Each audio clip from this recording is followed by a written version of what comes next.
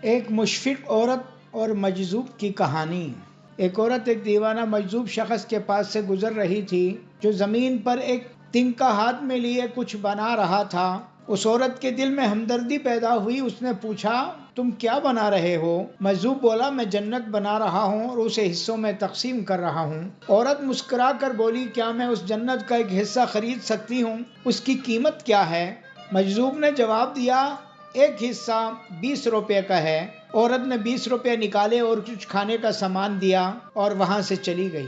رات کو اس عورت نے خواب میں دیکھا کہ وہ جنت میں ہے۔ صبح ہوئی تو اس نے خواب اپنے شوہر کو سنایا اور واقعہ بتایا۔ شوہر حیران ہوا اور فوراً اس مجذوب شخص کے پاس گیا۔ کہنے لگا، میں جنت کا ایک حصہ خریدنا چاہتا ہوں، کتنے کا دو گے؟